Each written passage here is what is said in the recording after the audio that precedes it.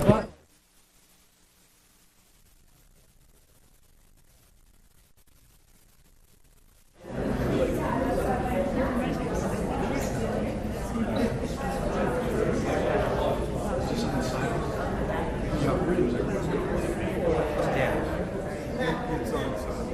it rings, just throw it up in the air, like a hot potato.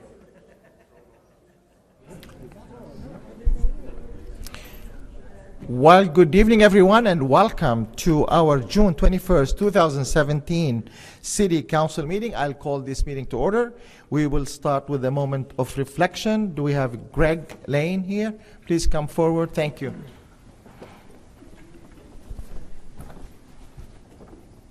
Thank you, Mayor Abed. Heavenly Father, we would pause at the beginning of this meeting to thank you, first of all, for the community in which we live and the blessings that we have received as a result of being here and being able to live in this country. We are grateful. We're grateful for these folks on the diocese who have stepped forward to lead in our community and to take the responsibility seriously for the role that they fulfill. God, part of their role is to promote peace. And in doing that, God, would you give them discernment for equitable decisions? We always know there are limited resources and many opportunities. We ask for fairness. Would you guide them? We understand their responsibility is to encourage good. And if there's ever a time, God, that we need good, it's now. Would you help them in their decisions? That good would be the result of that. We ask, too, their responsibility to restrain evil, to keep the bad from prospering here. Would you use every decision that they make and every effort they put into leading to contribute to that? We also recognize, God, our responsibility in this, to live at peace with one another. Would you help us, please? And we're the ones to do the good, to speak good, to live with each other in good. That's our role. It's my role. And then, God, to keep ourselves from doing things that are just bad for others and bad for you and bad for this community. At the end of this, God, we would ask that not only would this community prosper, but you would be honored in what we do. And as a follower of Jesus, I pray in his name. Amen. Thank you. Deputy Mayor John Masson will lead us in the pledge. Face the flag. Ready? Begin. I pledge allegiance to the flag of the United States of America and to the republic for which it stands, one nation, under God, indivisible, with liberty and justice for all. Thank you. Roll call indicates that all council members are here. We have a presentation by Matt Foster and Tom Cowan to give us an update on the county stand down. The first one in North County.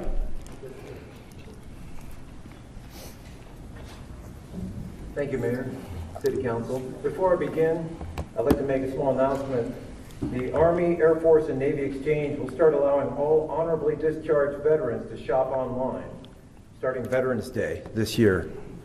You need to register with them, Google it, and you can find out about it. Just want to let everyone know that they can do this. All right, all the slides up. Excellent. We had our very first North County stand down here last January, and it was a wonderful event. You can see on the screen our mission and our vision. I'm not going to read that off. You can read that. But what I was really impressed with was the support we got from the City Council, the City of Escondido, its residents, and all along the North County corridor. It was really heartwarming to get that kind of response from you. And I want to thank you first for that. Next slide, please. On that weekend, we served 138 veterans and their families. As you see that, 39 spouses and 16 children. The picture there is Noah. He was the first child to walk in, and he ended up being our big chief volunteer. He was on the golf carts going around waving everyone in. So he was a lot of fun to be with. Next slide. That was a picture of opening ceremonies with all our veterans. Next slide, please. And prayer during the opening ceremony. You might recognize a few people up there. On the left is Ari DeYoung. He's the one that made it possible for us to have the stand down over Green Oak Ranch. After that's Greg Angley. You might recognize him. The third gentleman is sitting to my right here. He's the founder of the Stand Down. It's him that made this happen. Tim Buys is a homeless veteran. He was our guest speaker at our closing ceremonies. He's no longer homeless. And of course, you recognize Bill Horn, Rocky Chavez, and Tony Atkins. And the pastor there is, I'm spacing out. I'm sorry, yes, I'm sorry? No, not Larry Sanders. Oh, it'll come to me now that I'm looking at it. He's our pastor, I can't remember his name. I'll come to it. Next slide. Sorry about that. That's Dr. Leslie Bonner, if you don't recognize her. She's at Grand Dentistry right down the street. She served 19 veterans on Saturday alone. She did dental work ranging from tooth pulling to tooth restoration, did a lot of great work. She had just come back from vacation and jumped right into it Saturday morning. So we're really appreciative of her work. She's already volunteered to help us on all 3 days next year, next year, and she'll have a whole team of dentists to help us out. Next slide. That's the registration desk, got the homeless veterans on the left and our volunteers on the right. Next slide. This was our, what we call the shower tents, where they went in to get their shower equipment, their first set of clothes, and enjoy a nice shower. Some of them hadn't had showers in weeks. And the shower tents that we got, shower trailers we got, were first class. A lot of them didn't want to leave. They just wanted to stay in there. Okay. All right, time to go. We had AmVets from San Diego came up and had a whole store. We got a lot of donations from the Rotary Club right in front of City Hall. You might remember that. We literally had a truck full of clothes from the community. All came out, helped us out, and then a few people got there late and dropped bags off, and the city dropped them off at our post. So we got them all together, so it was really helpful, and it's very heartwarming, the outpouring of support from the community. We appreciate that. Next slide. There's another veteran getting a haircut. Next slide. Here was our homeless court. We had a judge from the Superior Court. He ran this for about an hour. The lawyers ran all the cases through him, and they ended up forgiving $31,840 in fines from that they wouldn't be able to pay anyway. But they forgave those fines, cleared their records so that they could get jobs. Because the first thing a homeless guy does when he tries to get a job, he has to get a live scan. Employer sees the scan and goes, okay, you got a vagrancy ticket, and not going to hire him. So cleared that off, and that was one of the most heartwarming parts of it for us, was just to see them come out of there so relieved, load off their minds. Next slide, please. And the other thing is next year, January 25th to the 28th, we're having our next stand down. This one's going to be a little different. We're starting it on a Thursday afternoon. We're bringing in all our veterans Thursday afternoon, get them all settled down in their cabins, have them all relaxed, get them fed and all that. And then Friday morning when VA comes in, dental, all that comes in, all the services come in, they're ready to rock and roll. So that's our plan for next year. We ask again for your support. It's a big undertaking. We need all the help we can get with money, planning, volunteers, anything you can do to help us out. We'd appreciate that. And we thank you very much for all your support for this past one, including a couple of our council members who adopted cabins, to sponsor cabins. I'm sorry? Yeah, John Masson and Olga Diaz, would you please come down? I'd like to take a couple of pictures. We have a sign for you. They're dated 2017, and our inaugural stand down, and we have signs that were on our cabins for you. We're going to take a couple of pictures. We'll do it, if it's okay with you, Mayor, can we do it right in front and get everybody behind? You want. This is your show. Okay. Can we take some photo right in front in the center? If anyone wants to get into the photo, please. That's okay. We appreciate all your support. Yeah, make sure you get the right ones. Uh-huh.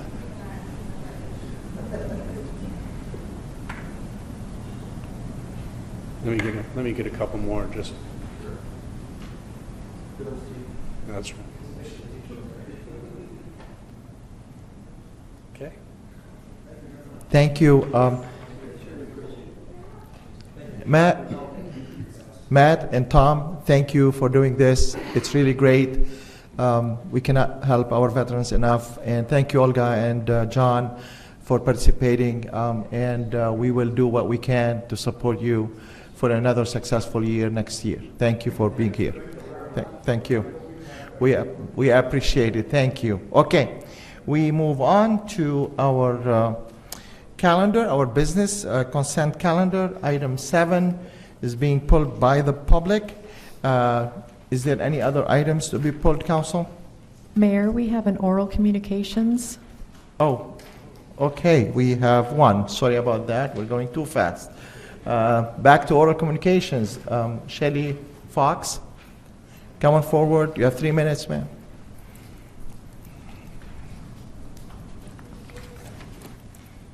Thank you. I would like to talk about the deterioration of our landscape in Escondido. My sister came to visit recently from New York, and we drove down Center City Parkway, and she said to me, "This is a parkway? It's a disgrace. So many trees are dying, so many trees are dead, many are not being watered properly. I see old trees still with stakes in them that haven't been removed. Trees and bushes were planted so willy-nilly. I see a tree next to 2 dead bushes, a big area of nothing, and then a bush and 2 trees together, leaning over, falling over. I go to San Marcos that I used to think was a dump, and now San Marcos is beautiful. And it's my understanding that if anyone has a problem, the mayor actually comes to their house and talks to them. I've actually been told this by several people. Their landscaping is beautiful, it's planned well, it looks lovely, and it's really benefiting San Marcos because when you have beautiful landscaping, as you know, it brings up the property value. I own a home here, and I'm embarrassed to call Center City Parkway a parkway. It's awful. It's the worst in North County. And that's all I wanted to say. I hope something will be done with it. I spoke with 2 people from Public Works who actually told me on 2 different occasions that the mayor thinks it's a waste of money to put into landscaping and into trees. It is not a waste of money. It brings a property value. And in closing, I would like to say, Olga, I wish you would run for mayor again. You've got a lot of support. That's what I thought. It was a political statement. So thank you. I drive this street. Thank you, ma'am. This is not a political Thank you. statement, Mayor Thank you. Abed. Yes, thank you. This Your is not time. a political Thank you. statement. When you, We appreciate when it. I came Right. to your meeting Yes. recently, Right. and at the Thank end of you. your meeting, you Thank show a picture of Ronald Reagan. Thank you. That's a political Thank you. statement. Thank you. Thank you. Your time is up. Thank you. Your Well, time is up. folks, I drive Central City Parkway twice a day, sometimes 3 times a day. I think we're talking about 2 different streets here. So anyway, thank you. We move on to the consent calendar. Item 7 has been pulled. And anything else to be pulled? Okay, a motion to approve the rest. I have a motion by Deputy Mayor Masson and second by Councilmember Diaz. Please vote. 5 yes votes. Great. Item 7 has been pulled by the public, and it's about the zoning code amendment, AZ 16-0009. And I would like to ask Leslie Daigle to come forward. Good afternoon, Mayor, Deputy Mayor, Council members. I'm Leslie Daigle representing Verizon Wireless. And we had requested that item 7 be pulled for the following reason. At your meeting of June 14th, Deputy Mayor Masson moved to approve the first reading of the draft ordinance with a minor revision, including more staff discretion. His motion was seconded and unanimously approved by the council. So what Verizon would like to see is that action and that direction of the council be reflected in the ordinance before you today at second reading. We sent you a letter, our attorneys did, and we had some suggestions on simple language that would require inserting 4 words: may exercise discretion in determining, and then would eliminate it to a couple of words, shall determine. So that change is in our letter before you.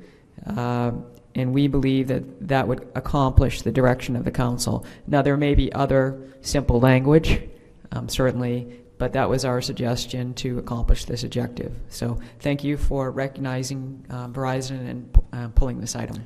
Thank you. We have received your communications. Also, we have received an assurance from our city attorney that the revised ordinance reflects the council input. We cannot take every council member input individually, rather than the majority of the council direction. I believe the new changes reflect the council majority direction. Is that accurate? Yes, I think they do. And the suggested change really is a wordsmithing thing. I don't think that really changes anything in terms of what the council wanted to accomplish. Okay. All right. Then I need a comments or a motion to move forward. I have a motion by Councilmember Morasco. I have a second by Deputy Mayor Masson. Please vote to adopt the present ordinance.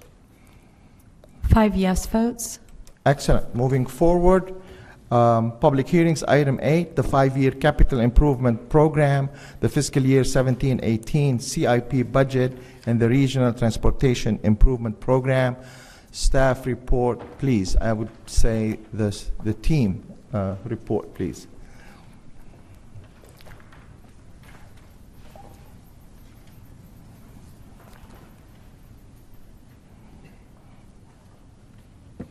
Good evening, Honorable Mayor and Council members. Today we will be presenting the 5-year capital improvement program for fiscal years 2018 through 2022 and the CIP budget for fiscal year 2017-18. We believe this budget provides the city a safe, clean, and efficiently run city, consistent with policy priorities established by the City Council. Michelle Collette, who is the accountant responsible for the CIP budget, will be presenting the overview of this year's program. Matt Soutier, Associate Engineer, will be presenting the street-related projects, and Angela Morrow, Deputy Director of Utilities, Construction, and Engineering, will be discussing the upcoming utilities projects. In addition, staff from other departments are also available to answer any project-related questions that you may have. Michelle? Thank you and good evening, Mayor and members of the Council. The Capital Improvement Program and Budget is a 5-year tool that is developed and updated annually. It is comprised of specific funding sources that are restricted by certain rules and regulations or sources that were committed for a specific purpose by Council. While this document does show amounts forecasted for the next 5 years, it is merely a planning tool, and you will only be voting on the budgets for this upcoming fiscal year at this time. Today we are going to talk about some of the projects that have been completed over the course of this past year. We're going to show you some of the changes we've made since we last met in May. I'll give you a quick summary of the 2018 budget and highlight some of the parks and recreation projects. Then I will hand it over to Matt, who will highlight some street projects, and Angela to highlight some utilities projects. Then I will provide a brief overview of the anticipated future projects, and we'll end it with our staff recommendation. The first project we have that was completed this year is the Park Avenue Community Center signage. New interior and exterior signs were installed at the Park Avenue Community Center. A number of the exterior signs are lit after dark.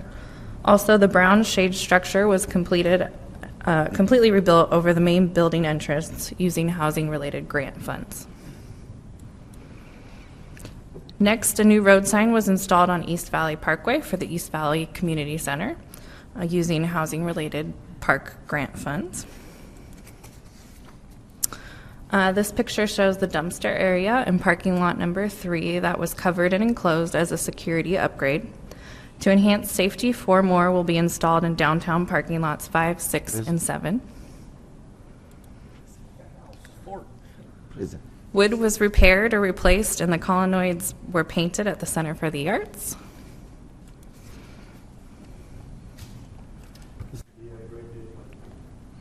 This is the Grape Day Playground and Equipment Project. The project extended the existing play area by adding a large play structure with slides and other climbing features, along with a new swing set that provides options for adults, children, and those with disabilities. The project added a perimeter sidewalk around the new play area with bench seating for park visitors and parents, added new trees, a cobble creek, and then small bridges that span between the existing and the new play areas. Next up is Gemstone Pool. This project took care of a lot of things. One of them was rust in the bottom of the pools. It upgraded existing pool elements, such as stairs and things like that, to meet current standards. It upgraded existing lighting to LED. It resurfaced both pools, replaced the mechanical equipment at this facility and at Washington Park Pool. And then we did some work on the wood and stucco repairs on the existing restroom and ended up painting it to make it look pretty nice.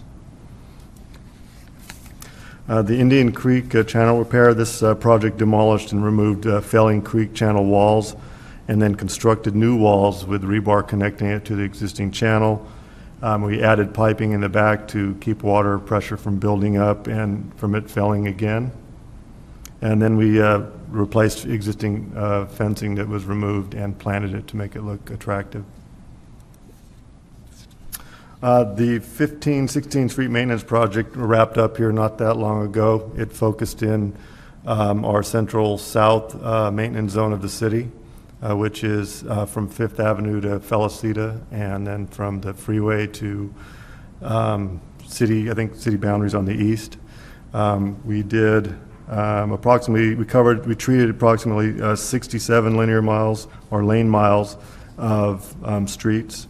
We worked on major streets throughout the city that included Auto Parkway, El Norte Parkway, Escondido Boulevard. We did a big span there. And then we also did work on East Valley Parkway. We removed and replaced a lot of sidewalk that was bad, added new pedestrian ramps, replaced street trees that were in poor health with new ones, and then added bike lanes in conformance with our city's bike master plan. The recycled water Easterly Main Extension project included installation of 2 pipelines along the Escondido Creek between Broadway and Citrus Avenues. The project consisted of 13,300 linear feet of 15-inch brine gravity pipeline and 13,300 feet of 24-inch recycled water pipeline. This project is the first phase of the recycled water system extension that will deliver recycled water to agricultural land in the eastern portion of the city's water service area. After the presentation was given to Council in May, there were 3 grants that were awarded to the city that we included in the preliminary CIP budget. 2 of them were active transportation program grants. We had anticipated budgeting these in fiscal year 17-18. However, the funding is not available until fiscal year 19-20, so we'll be moving that in the budget, into that budget year. A vector habitat remediation grant was also secured, which will reduce the amount of wastewater utility fees that were anticipated for that project budget. As you may recall from our presentation in May, we had $2.5 million in projects that still needed funding. The ones with the red checks next to them are items that are related to the council action plan. I wanted to point out that there was a typo in this section of the document, and the ball field light replacement project should have read ball field fence replacement project. Unfortunately, no new funding methods have been secured for these projects. This is a graph that shows the total funded projects for this upcoming fiscal year. There's a total of $76.8 million in project requests that have secured funding. About 70%, or $53.4 million, relate to wastewater projects. About 18%, or $13.8 million, relate to water projects. And about 9%, or $7.2 million, relate to street projects. And the remaining 3%, or $2.4 million, relate to general type projects. As part of the Finance and Management Project Review, we looked to see how these projects aligned with the City Council Action Plan. The City Council's action plan represents a collective vision for Escondido's future and focuses on the four priority areas listed above.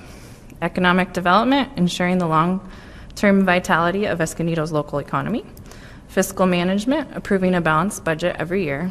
Community improvement, improving aesthetics, design, land use, services, and accessibility to support community needs.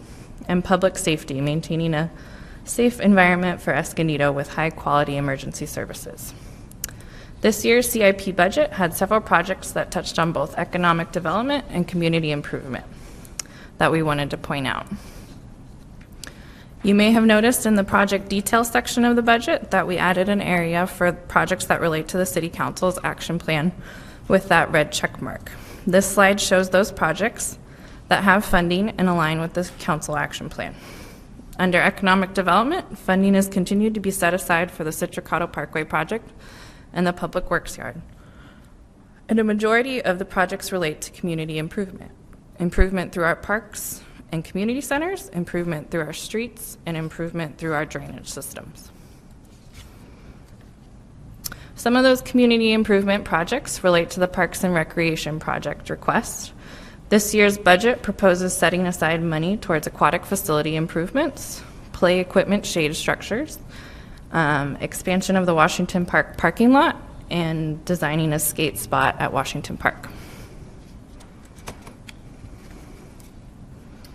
The Citricado Parkway Extension Project fills a 1/2 mile gap in the roadway between Harmony Grove Village Parkway and Andreessen Drive. The project builds a 4-lane bridge over the Escondido Creek. In addition, the project widens the existing segment of Citricado Parkway between Valley Parkway and Avenida del Diablo to provide landscape medians and 2 lanes of travel in each direction. The project requires the relocation of multiple water and reclaimed water mains, transmission power and communication lines, and the construction of several sound walls to mitigate noise impacts to the existing residents. Currently, the project is not fully funded. However, due to increased gas taxes, more Transnet dollars can be devoted to street improvement projects. These funds, along with traffic impact fees, will allow full funding of Citricado over the next 5 to 6 years. The value engineered design for the project is complete, and the city is working with SDG&E to relocate major transmission power lines now that would conflict with the extended roadway. At the same time, city staff is working to secure necessary resource agency permits. When utility locations are underway and all permits have been secured, staff will return to council with options for advancing Transnet funds that will allow us to begin construction in 18 to 24 months.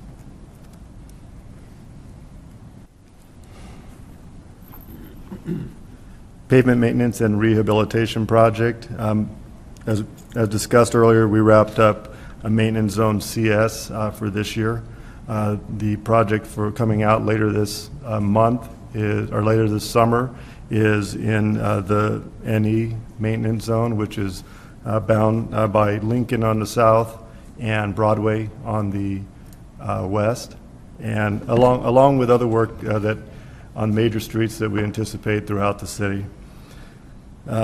So that would be the one coming out this summer, and then for this budget here, we would be working on the maintenance zone in the SO maintenance zone, which is bound by Felicita on the north, and then city boundaries all around that. Doing the same type of work here, we're expecting to expand and complete more pavement treatment and trees and sidewalk repairs, making things look nice for the city. These recycled water projects were presented to council last year. However, the state revolving fund loans were not secured in the last fiscal year. Therefore, we're bringing them forward to you again. These projects include approximately 3 miles of 24-inch recycled water lines from Citrus to the Hogback tank, the conversion of the existing Hogback tank from potable to recycled water, a new potable water tank, recycled water distribution piping from the Hogback tank to agricultural users, an emergency recycled water storage pond, MFRO facility, and pump station. The Bryan line was also presented last year, and this loan was not secured either. Therefore, we're bringing it back again. The project consists of 2.5 miles of 15-inch gravity pipeline.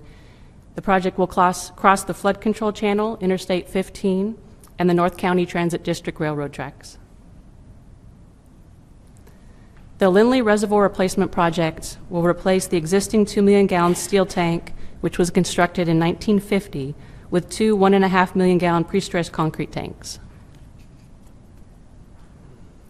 The San Pasqual Undergrounding Project will install over 1.5 miles of 60-inch buried pipe in a new alignment, a desilting basin, where the new pipeline will connect to the existing canal, and the abandonment of the existing open canal from the new desilting basin downstream to the terminus of the canal, which is along Lake Wolford Road just south of Paradise Mountain Road. This is a graph that shows the total anticipated future projects that were submitted for the years 2019 to 2022. There's a total of $77.5 million in project requests that have secured funding. About 56% or $43 million relate to street projects. About 24% or $18 million relate to water projects. About 13% or $10 million relate to wastewater projects, and the remaining 7% or $6 million relate to general type projects. At this time, this concludes our presentation, and we would like to recommend that Council adopt Resolution 2017-100, approving the 5-year capital improvement program for fiscal years 2018 to 2022, and the project budgets for fiscal year 2017/18, and adopt Resolution 2017-101, approving the Regional Transportation Improvement Plan for fiscal years 2017 to 2021. Great. Councilmember Gallo, questions? No, I'll wait for the public speakers. If you Okay, this is a public hearing. I don't have any requests to speak. Would anyone like to speak on the capital improvement budget? Seeing none, I'll close the public hearing. Back to council discussion now. Councilmember Gallo. Okay. First of all, I want to recognize you guys are from Escondido High School. Are you grasping the gravity of all the millions of dollars we're talking about? Okay, you better get a good job. Huh? Okay. Okay.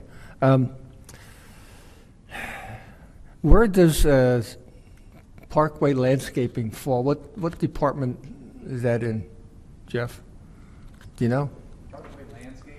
Well, you know, like Grand Avenue, the median, it's kind of shaggy looking, and we had a lady speak earlier about Center City Parkway. Well, and our Public Works Department's they're already on. Now, can you hear me now? Yeah. Okay.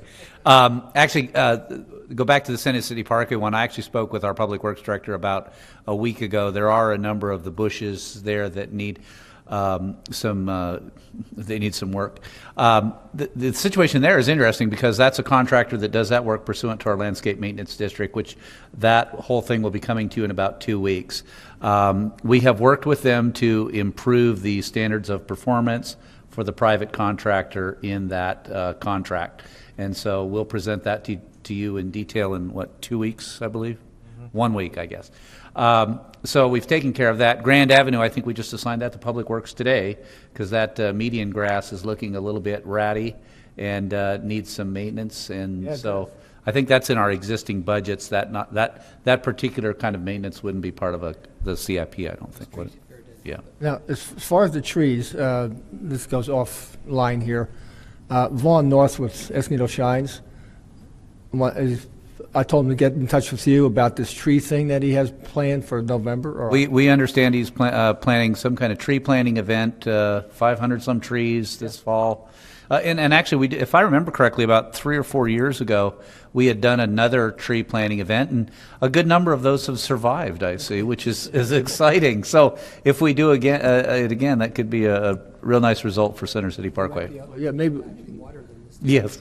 Maybe we should take the stakes off of those trees, though. I mean, I don't know. I'm not a gardener, okay? Let's see. On your report, you know, you mentioned 15th and 16th streets. It's actually 15th Avenue. It's it technicality. Was 1516 street rehab project. Okay. Spruce Street. Okay, Spruce Street funding. Is that all together now? Can we finally get that thing done?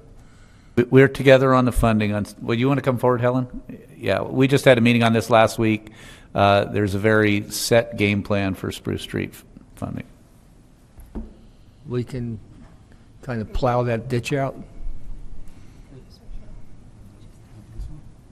Push and hold. No, that's okay.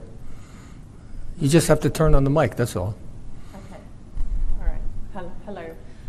Yes, we do have funding for the Spruce Street project in the budget. We're applying for grants so that we could perhaps switch out city money for grant money and get some support from the state. But we're on schedule for that. Okay. All right, thank you. One question I had was on page 9 on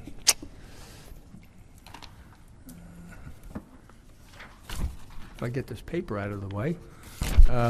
Economic Incentive Fund and Facade and Property Improvement Program. Those seem to be a little lean.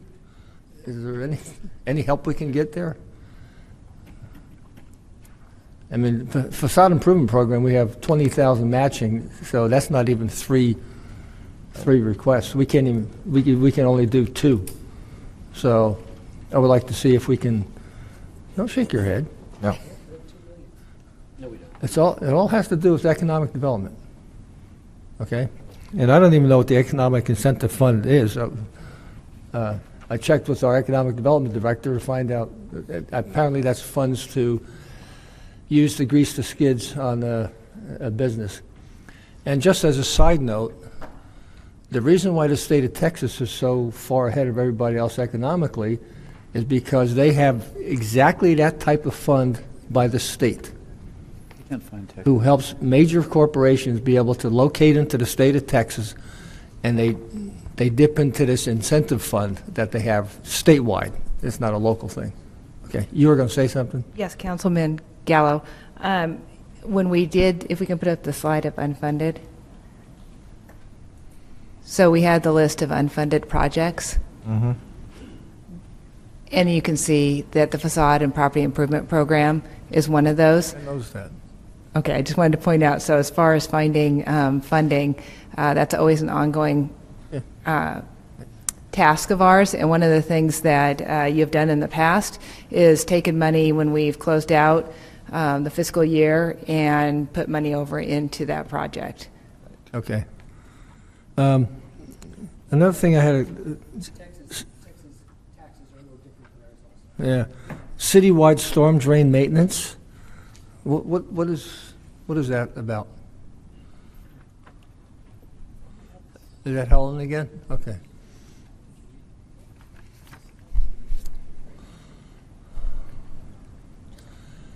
Okay, thank you. Hi, the citywide storm drain maintenance is a way that we keep our storm drains clean so that they function effectively during the winter when it rains. We're required to maintain those also to comply with our stormwater permit, but you can understand why it's important to keep our storm drains clean. Yeah. And so we fund that through the CIP so that we can properly track and monitor the work that's being done to show that it's being done where it should be and to properly budget for it. Okay, thank you. When I saw that, it brought me back about maybe 25, 30 years ago when we had some hellacious rains and some people in the Oak Hill area forgot to take their trash cans back in, and 1 or 2 of them floated down the street into the flood drain and blocked it. Consequently, the first, I think, 3 houses east or west of Midway got flooded because of a vagrant trash can. Anyway, I saw a thing in there for ball field fence replacement. It's not funded, $178,000. And what I'm thinking about is Escondido National Little League replaced their fencing and didn't cost the city any money. They went out and got it on their own. And so I don't know whose fencing this is for, but maybe we should tell them, we don't have the money, get it on your own. Because somebody else did it, you can do it too. Anyway, that was a personal thing. Exactly. Moving items from the budget. Oh, there was a couple items on one of the slides there towards the end where there were probably three or so $million that were being moved out because the grants weren't going to be available or something, whatever. This one. Yeah, those funds, that's about $3 million. That was in the budget, but now it's not in the budget. Is that because there's no money available for that? Let me just clarify. The first 2 grants that we had originally put into the budget for fiscal year 17-18 were new. We didn't bring those to you in May, and we were under the impression that we could start spending them in 17-18, but after further looking at the documentation, that funding is not available until 19-20. So we are awarded it, it's just we can't start that project until fiscal year 19-20. So that adjustment will be made to the preliminary document that you have. Yeah, and the vector habitat grant we did receive, so we will be getting that. Right. The personal aggravation is I see where Citrus Parkway is not going to get done for at least another 5 years. The hospital's been open for how long? 10. 7? 8? 10. 10? Whoa. So it's going to be 15 years after the hospital opened. And I remember sitting up here thinking, well, okay, we're going to be delayed a couple of years after you open. This is more than a couple of years. No, I understand the money thing, but, you know. Well, and we told the hospital district right from the get-go that the amount they contributed was not sufficient, and there were going to need to be additional funds. Yeah. So the city's been real clear at not promising them, and I've actually shared with them very recently that I'm grateful to our staff that we have now, this is the first year you actually see a plan with the timetable to get Citrus Parkway done. So that work is finally actively underway. You're right, it's been a long time. But it was a pretty tough task to assemble that amount of money. I've talked to Julie a number of times about this, and she gave me the time frame and all that kind of stuff. And it's good to know, but it's just exasperating knowing how long it's actually taken. But these things take a long time. When you hear my comments about the Water Authority at the end of the meeting, you'll understand about time. Great. Councilmember Diaz. Thank you. To follow up with Councilman Gallo's comments about downtown landscape, the downtown parking lots have had some pretty shabby landscape for all the years I've lived here. The bushes never seem to grow. It's the same bushes. They're not dead, but they never do anything. So it seems maybe some... maybe they're plastic. Well, I don't know what's wrong with them, but they don't seem very inviting. So if we're going to re-landscape some stuff downtown, I would encourage us to look at even just some tall grasses that are not very water or maintenance intense, but something a little fresher than the juniper bushes that have been there for probably since Ed moved here in 1976. 73. I wasn't listening. Okay, so that's just a comment.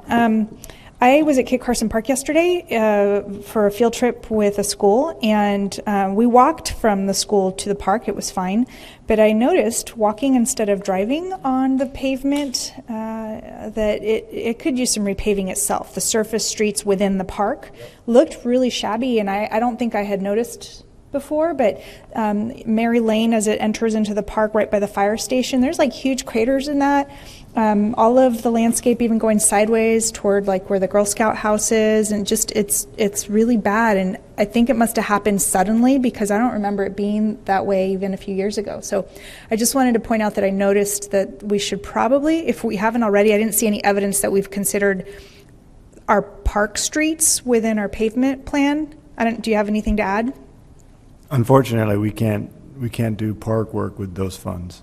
Okay, so we'll have to put that on the list of things to think about. I haven't noticed if that's the case at other parks. I just know that park looked like it really could use some help. And it does get a lot of use because it's a heavily used park, and it's by several schools, and a lot of parents and people cut through there. It's almost like a street. I'm sorry, you want to say something? Yeah, something that we have been able to do is in partnership with contractors that have been doing our paving program, we've been able to allow them to use some areas, for example, in Kit Carson, and in exchange they resurfaced a parking area for us. And so we've tried to leverage those, they've kind of done that free of charge for us. And so to the extent that we can continue to do that, we certainly will do that. Okay. I know it's probably more expensive to fix even the roads in the park once they get to that condition. But so I just wanted it on a radar if it wasn't already. And then I didn't see any mention of Lake Wolford Dam. did I miss it, or are we not doing anything with this budget? Under the utilities. I looked under water utilities. There is money there right now, enough to complete the design, obtain the environmental permits, and at that time, we did try to get SRF funds. That project is not eligible for those types of funds, so we are looking at other types of funding. So once that is determined, then we will bring that back to council. So there is enough right now, though, to finish everything we need to get it out to bid. What is it called? It's on I don't think there's a dedicated page for it. It's on page 16, 17. Okay, so I was looking in the actual details section of it, so, all right. Well, that is still important, so at some point, is there hope that there'll be additional funding available besides the $15 million grant we got? Yes, there are 2 other options that we are currently looking at. One is the iBank, the infrastructure bank loan, which is a little bit more than an SRF loan, but it is less than bonds. Mm-hmm. So we have been talking to those folks there. Okay. And then I agree with Councilman Gallo about the kind of money we invest in ballpark fencing. It seems very expensive, just what we have quoted here, but Escondido National did do a lot of that based on fundraising, and a lot of really low cost or at cost donations, mostly from parents that are in the league. And it seemed like a really good standard to try and set when any league or any users on contract with our parks want improvements, that we can share in those improvements. So I don't know, I think it seems like a good idea, because it was a very useful tool for fundraising to say, look, the city doesn't have any money. I don't know, Sam uses that all the time. We don't have any money. To be able to go out and fundraise to complete those projects. Something they're working on now at that park in particular, which starts at 6 o'clock, they have the first All-Star game. They are looking to add a 3rd field. And I know we added a 3rd field at Jasmine Dean, and we did that through CIP money. And the most expensive part of adding the field there was actually the lighting. The light poles apparently are several $100,000, which is shocking to me, but I guess that's what they cost. So I would like to add, even if it's on the unfunded list, to add lights for a 3rd field at Escondido National, because they're a very busy league, and right now the kids practice not just at Mountain View, and this is my son's last year, so by the time we all get through this, he'll be long gone, but they practice at Mountain View. Sometimes they practice at Washington Park, which the ball field there is really not well maintained. The fencing is so old that it's rusted, and like literally a ball will hit the backstop and a piece of fence will fall. Councilmember, if I can just interject. Sure. We've already on that. Okay. And actually, I'm going to ask Jay if he could come forward maybe and just briefly comment. So we've had a number of meetings with that league about about exactly what you were talking about a moment ago, which is leveraging the some city dollars with a lot of private donations and efforts. Mm-hmm. I just saw an email came around from Councilmember Masson, I think earlier this week, about a great cover out at the concession stand at Kit Carson. And the same concept would hold true with the National Little League. Jay's been working on that. We want to get that tackled and then move on to the girls softball league. But Jay, I'll turn it over to you. Jay Petrick, Assistant City Manager. Jeff just summed it up really well. I've been talking with Wally Gutierrez and leveraging some city dollars that we have with our park development fees, which would comply with the use for those type of activities. So we would leverage our park dollars with the volunteer efforts that the league would provide us to potentially have the ball field, all the fencing developed by the league itself. We would provide monies for the lighting, which is the most complicated part of the field itself. So. Okay. But overall, I think we've got a solution worked out, and we're working with the league to make that happen. That's great. I really like the idea of helping along a project without having to, the project to be dependent on us just making another ball field happen. And every league has ebbs and flows in terms of its parent involvement, and schools are like that too. Right now, Escondido National's been able, the last couple of years since Wally's been involved, just has not slowed down. He's got batting cages, all kinds of stuff, and that's personal drive of that parent. So while we have him, I'd really like to leverage that energy in doing that. And when these parents pop up, wherever they are, whatever league and whatever park, we should really try to help them because they get so much done for us and for our community. So, and then the last thing I wanted to bring up is actually another response to Councilman Gallo.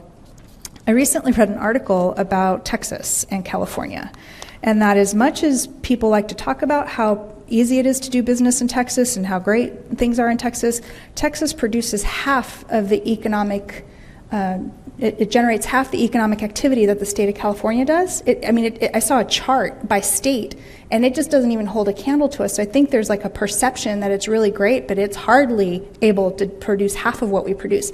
And that was taking into account all of its economies: energy production, agricultural production, manufacturing, everything, service industry. So, I don't like or dislike Texas either way, but I think sometimes we sell ourselves short. California is actually still the most awesome place in the whole country to live. So, okay. Well, anyway, I just want to bring that up. Like we hold, not just hold our own, but I mean we hold our own nationwide. As I thought it was the 8th largest economy in the world. It's the 5th largest economy in the world as a standalone state. So I think that's pretty great. And nothing's perfect anywhere, but California is a pretty great place all around.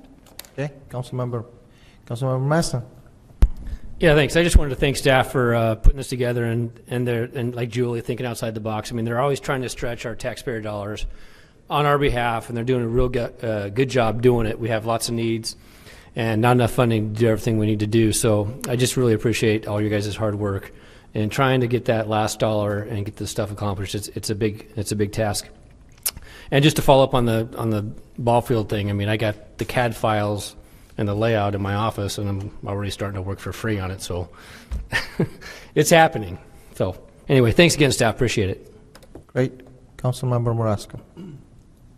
Thank you. Same thing. I want to thank you all for this. Thank you for your hard work and dedication and what you provide us. A couple of just mostly comments, a couple quick questions on page 8, Parks and Recreation, Daily Ranch improvements. I know that there's a lot that needs to happen out at Daily Ranch. It's so large. There's so much going on. And correct me if I'm wrong, if anyone here knows this, but my understanding is when that Daily Ranch deal was completed, that the trails that either exist or could potentially exist at Daily Ranch have already all been determined, and no new trails, as I was told previously, would be created. But we have trails that are on the original map that have yet to be developed, either for hiking, biking, or equestrian. So I'm not sure if anyone knows whether or not there's any plans in the future for expansion of the trails, or is it just reparation of the ones that currently exist? One second. I don't have any idea whether. I don't think we have any specific plans at this point. Okay. Do you want us to look into that? Well, yeah. Okay. It would be nice to find out, because it's a huge. I mean, anyone who goes up there, it's so packed. The ingress and egress, and having various forms of entrance and exiting of the park would be great. We need more than what we currently have. And if we don't ultimately expand all the trails that could be expanded, we're gonna wind up having problems with the ones that currently are used, because the traffic volume is so high. My understanding from previous city manager, I think it was Mr. Phillips, was that there just wasn't enough funding to maintain all the possible trails that were previously designated for the park. So just something to think about.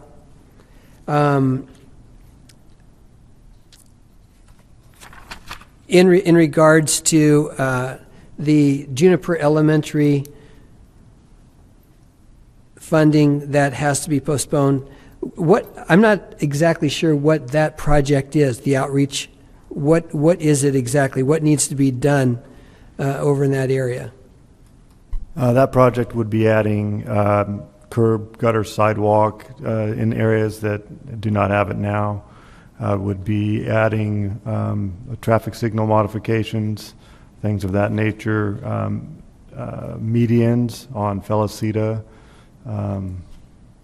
restriping for bike lanes, and things like that. So as far as the bike lanes are concerned, it would just be the restriping portion of it? Well, no, I mean, I don't think there's anything there right now, so it would be bringing type 2 bike lanes to an area that doesn't have them. And then it also includes outreach to the students for those facilities, what they're for and things of that nature. Okay, great, thank you. And the second part of that is the Escondido Creek Trail bike path improvements. What section is that? We're not talking about the missing link? Are we putting that off for another 2 years? No, actually, this project is between the missing link and El Norte. So it actually fills the gap wherever the creek trail abuts a roadway. So it's between Juniper and I believe it's Midway. It's between Juniper and El Norte Parkway, essentially, along the trail. Correct. Yes. Okay, and then that brings up another item, and it's on page 53. We have a picture there, and Jay and I have had this conversation. It was brought up by a local citizen who walks the trail all the time, and talking about the areas where the creek trail, the hiking, biking areas actually cross roads where there's no signalization, there's no striping, there's nothing. And they actually volunteered to go out and to do the work, pay for it themselves to help make it safer. But I can tell you have something to say. Yes, we do have, so that is exactly what this project will do. It'll stripe a crosswalk facility. It'll either provide signals where we need signals because the traffic speed is high and the volumes are high, or it'll provide a rapid flashing beacon where it's a low volume roadway that just notifies the motorists of a crossing, a bicyclist or pedestrian. So whatever treatment is necessary between the entire length of the creek between Juniper and Citrus will be safely treated for pedestrians and bicyclists. Thank you very much. Appreciate that. Very helpful.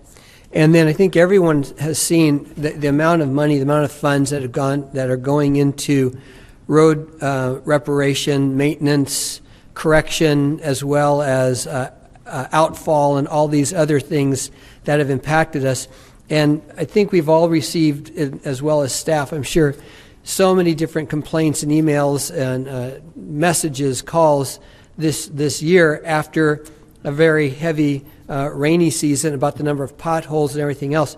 Just a point of interest, I sound like Mr. Gallo, and he probably remembers this. This is the largest rainstorm, the single day of downpour that we've had in over 106 years.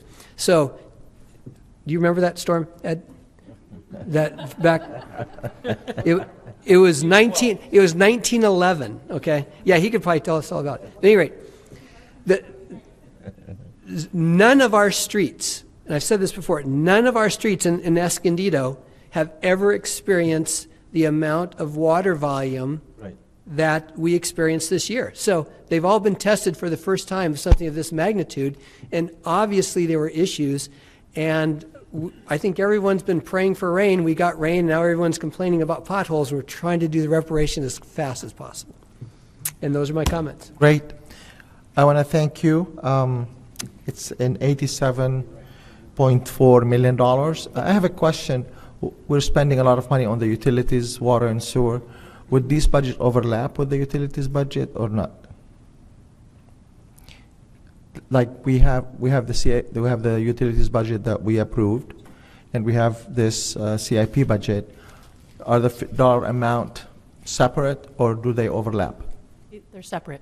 They're separate. So we have $87 million just for this CIP on top of the utilities, on top of the general fund. So we're closing into about $280 million in total budget in Escondido. I want to thank the staff again for their wonderful work. I went through this document. I got tired reading it. How about, and I was thinking about the staff who prepares this document.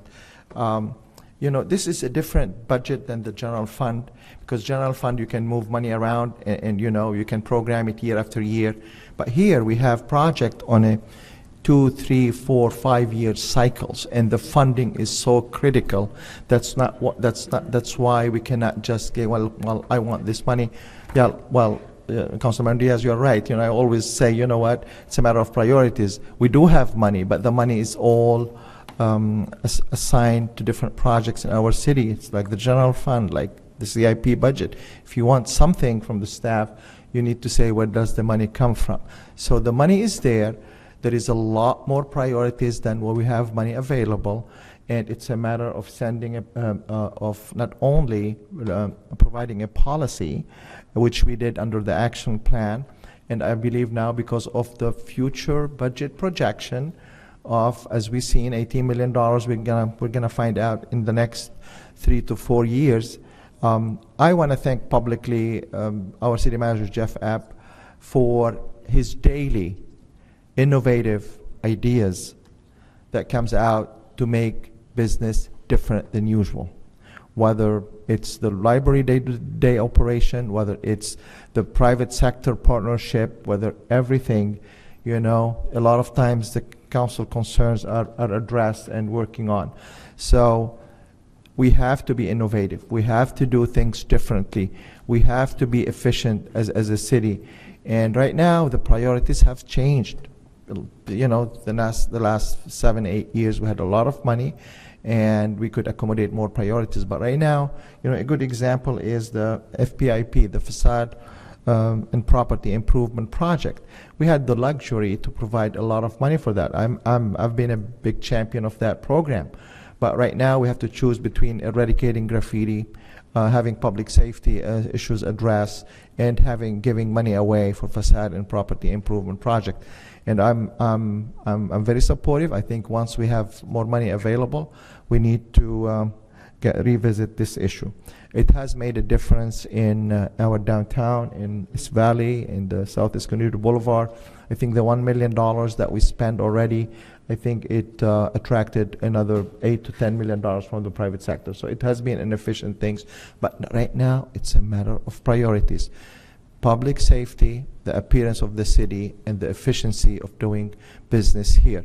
So it's great. We are on track, and I think I want to just a couple of comments that about the program. We have the $2.9 million, the grants that we got from Sandag, the council member Morasco referenced. Yeah, there are two great grants, and we're going to continue to fight for grants. That's what I do. We do the 5 mayors, we fight for North County, and I always let the staff know about the opportunities for more grants. And we, in Sandag, we talk about the color of the money. There's a lot of restrictions. You have to look at the census. You have to look at the safety. You have to look at the complete streets. And that's why our staff has done an excellent job in qualifying for those grants. And I think we're applying for 2 more grants. I'm not ready for a motion, guys, but I know you wanna move forward. But so the $2.9 million that will be greatly spent on the safe routes to school improvement at Juniper Elementary and also at the Escondido Creek bike path. So these are good grants that we received. And also I want to make sure that we understand that I'm very pleased to see that we have not only maintained the pavement and the rehab program, we are increasing it to $4.8 million in this budget cycle, and also it will go up to $5.5 million and to $5.7 million. And that's really going to help our the index of our roads, the conditions of our road, because we are at the 57%, I think we need to get to the mid-60s. That's very important. However, these capital improvement budget is based on funding Ricardo Parkway extension, the pavement maintenance, the pavement rehab, and the traffic signals. These money is coming from Transnet, and also includes the SB1 funding. That's the state-approved tax increase. However, I know there are serious opposition. I'm not talking about the petition today, that's happening to stop it. But I believe, I'm confident that next year there will be big time money put on the voters' initiative to stop this. The polling right now is at 72%. opposing to it, and also in North County, it's polling at 78% against it. But so we have the money coming in. Talked to Julie earlier today, and so we have programmed next year funding to be able to do both the pavement program, the rehab program, and the traffic signal in Staccato Parkway. However, if this something would be put next year for voters and it is rejected or denied, then we will lose $3.5 to $4 million in funding, and that's my biggest concern, that we will not be able to fund Staccato Parkway and maintain the funding for our streets. And that's why instead of getting $3.5 million from Sandag, now we'll be getting double that, because we're getting the same amount of money almost, I think, from the state. So we're good for next year, but I think we would soon learn out about the SB1 fate, and it will be really a major setback if we lose it, because we have to regroup and prioritize again. It's a great budget. It's a great document. We appreciate the work of the staff in programming each project and moving forward. But I believe some good comments have been made by the council, and I think the staff has taken notes to see if we can make any adjustments or accommodate the council request. Okay. Where is my agenda now? Okay, right here. So I do need a motion to approve Resolution 2017-100 for the CIP 17-18 to 21-22 and the 17-18 budget, and also B, Resolution to the 217-101, the Regional Transportation Improvement Program for the 16-17 budget and 21-22 budget cycle program. I do have a motion by Councilmember Gallo. I do have a second by Councilmember Morasco. Any more discussion? Thank you. Let's vote. 5 yes votes. Great. Okay. We move on to our current business. Let me find out. That's item 9.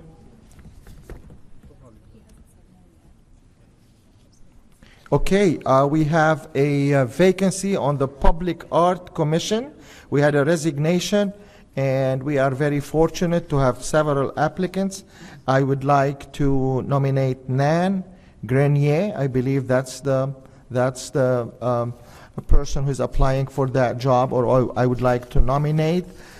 She has really worked hard. She's a Girl Scout leader, and she has also a degree in photography, and she has been very involved in the arts community and volunteering in the community as well.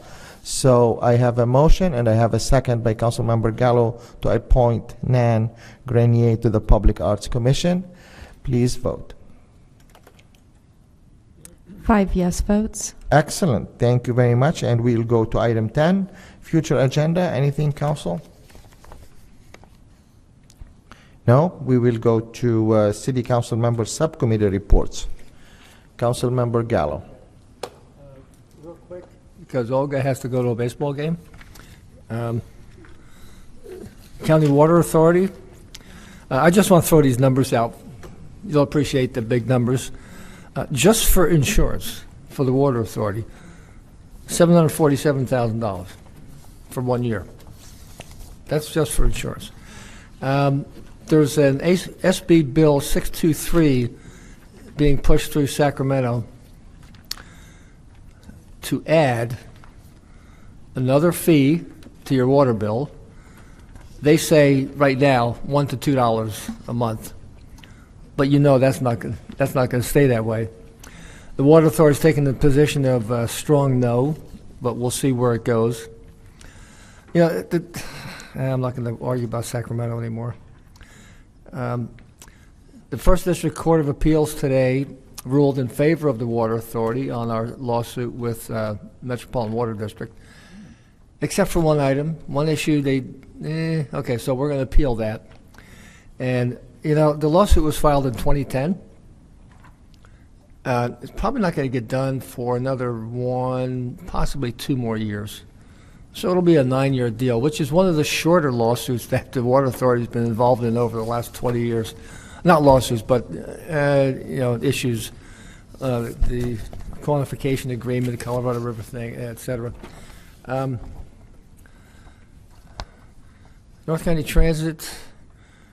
Tomorrow at the Water Authority, we're going to go over our budget. I mentioned what the amount was last week.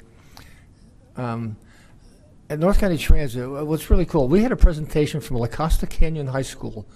They have an engineering class or whatever. And they made a design, they made a mock-up of a potential new station in Carlsbad at Poinsettia, because we're considering rebuilding that because you need more parking, et cetera, like that.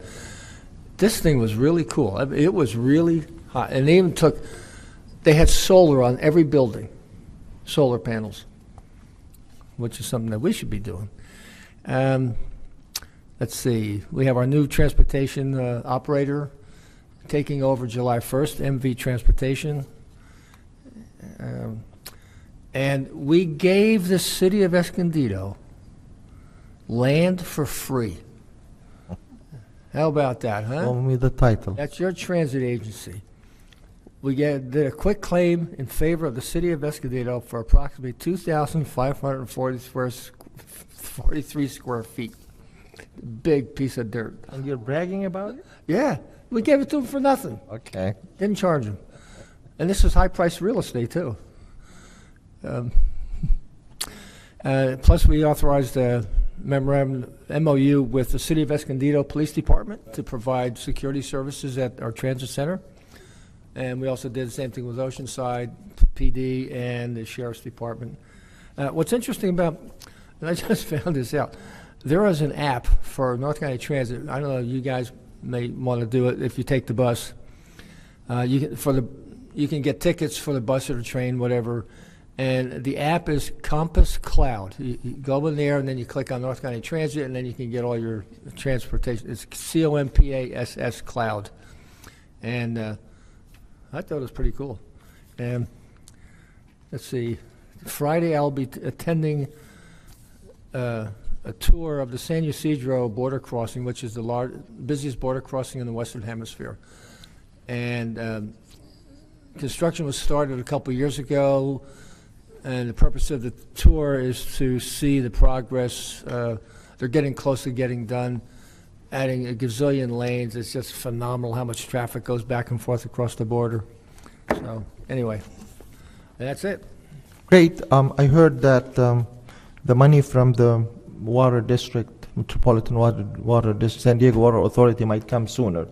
I think it's on a fast track to be done. So I hope it's a matter of weeks. So we'll get few million dollars. We didn't have a SANDAG meeting, so I don't have a report. We have the city manager weekly activity report is attached and online. Oral communications, I don't have any requests. Our next meeting is June 28th.